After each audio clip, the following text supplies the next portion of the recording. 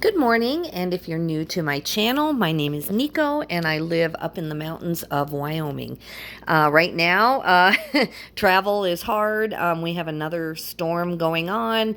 So in my last video that I made earlier today, you'll see that I did stock up on a lot of things.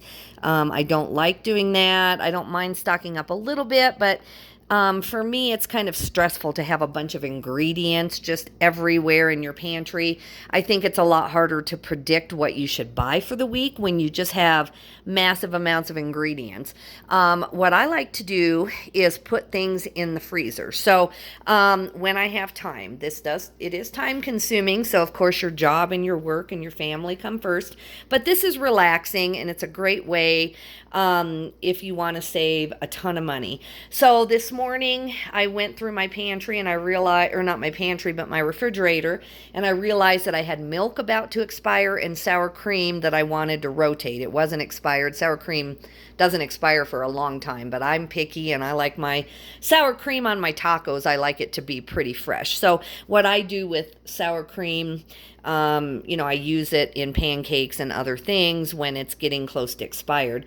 So I found a recipe for oatmeal pancakes, and I made about 4 batches of it because I had about a quart of milk and then I'd say about half to 2/3 of that, and it was going to expire, and I wanted to make sure that I, didn't let that happen. It's fine. You can't manage everything. I do have to occasionally throw food out because of my travels, but I really do try to keep up on it. I don't like to go to the store and buy something that I just threw out. To me, it just bothers me that I just could have, eaten that one and then I'm throwing that one out and going and buying a new one. So I do try to keep up on it the best I can, but this should not become a condemnation thing. This should become, something you try to do the best you can, but with families and work, and especially with my travel, it is always better to err on the side of reason, not eat something that's going to make someone sick. On the other hand, it is really nice to have a freezer full of some of this stuff.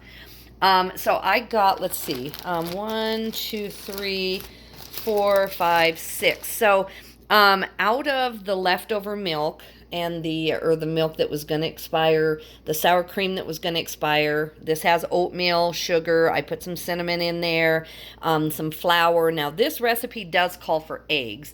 I'm going to show you another recipe because I'm out of eggs now and I don't intend on buying eggs all week. We have a lot of other protein sources, and so we don't need them this week. But I do have some other ideas because I do want to make some cakes and some other things, and that's hard when you're not wanting to spend $7 on eggs. I know they'll come down soon, but there are many amazing recipes for cake that do not take eggs. So anyway, we had breakfast this morning. I haven't eaten mine yet. I'm eating the bits and pieces that are left over, so that at least in the freezer, I'm type A and I love seeing these like all stacked up in a nice row.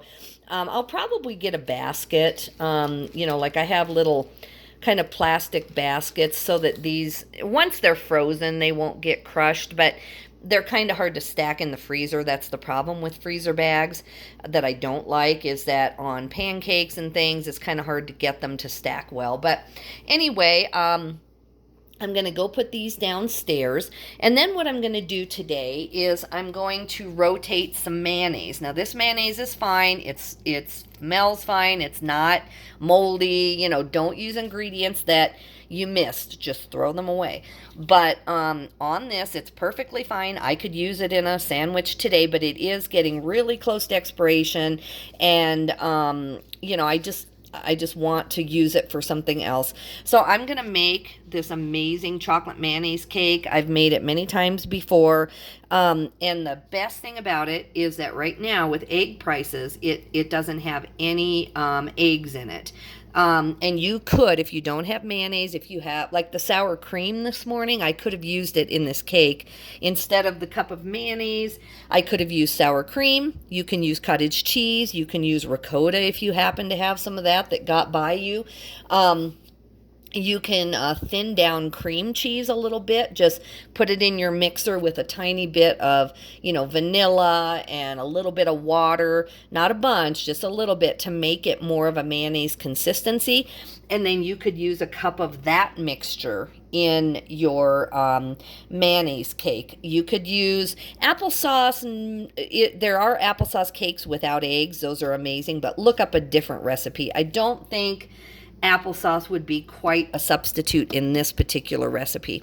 I'm not even going to make the frosting on this because it's very, very rich. So I'm going to make 2 of the cakes, and then I'm going 2 or maybe even 3, maybe just 2, I don't know.